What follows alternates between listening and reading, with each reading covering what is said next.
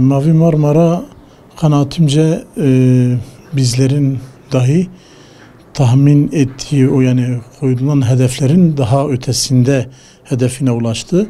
Bunu bazı bu davaya yabancı veya bu davaya farklı bir bakış açısıyla bakan, olumsuz bakan daha doğrusu insanlar bunun hedefine varmadığını söyleyerek biraz itibarsızlaştırmaya, biraz daha değersizleştirmeye, unutturmaya için bunlar kasıtlı söylenen şeylerdir.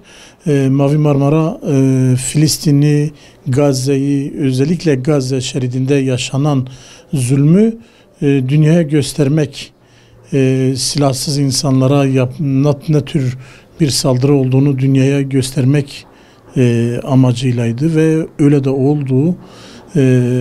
Elhamdülillah yani bizim tahminimize göre hedefine vardı ve bu noktasal olarak bir hedef varma gibi de düşünmeyelim. Bu bir süreçtir ve bu halen hareket halinde, seyir halinde olan bir seferdir yani. Şimdi biz olayı şöyle, ben şahsen olaya şöyle bakıyorum.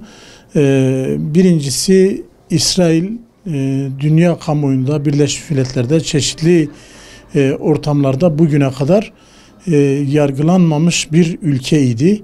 Mavi Marmara'dan sonra çok olumlu bir gelişme oldu. Avukatlarımızın yoğun çabaları sonucunda gerek Türkiye'de ve gerekse başka birçok ülkede İsrail aleyhine davalar açıldı. Birleşmiş Milletler nezdinde de İsrail'in burada bir cürüm işlediği kanıtlandı, belgelendi. Tabii gönül ister ve isteriz ki bu süreçlerin devam etmesi, bu davaların bir kısmının düştüğünü biliyoruz. Biz bundan muzdaribiz kesinlikle. Bu davaların düşmemesi gerekiyordu. Tabii devletlerin bu konudaki durumları, pozisyonları biz bilemiyoruz o işin o kısmını ama bize bakan yönüyle biz bu davaların devam etmesini kesinlikle istiyoruz ki bir kısımda devam eden davalar da vardır. Şu anda dünya gündeminde olan bu davalar da vardır. Yani biz İsrail'in bir terör devleti olduğunu, başından beri bir işgalci devlet, işgalci ordusu olduğunu söylüyoruz, söylemeye devam edeceğiz. Biz İsrail'deki normalleşme sürecinin Müslümanlar lehine olmadığını, yine başta diğer davalarda olduğu gibi hani devletlerin pozisyonuyla bizli halkların veya STK'ların bunlar ayrı değerlendirmeler yapılabilir.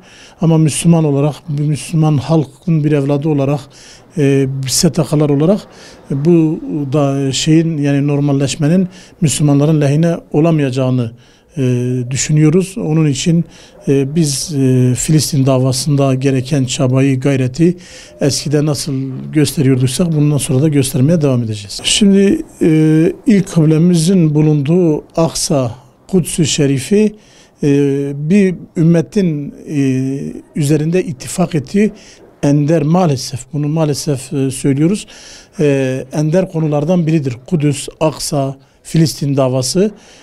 Onun için bu ender konuların başında madem bu Kuds-ü Şerifimiz geliyor, o zaman biz de bütün Müslümanlar olarak buna yoğunlaşalım.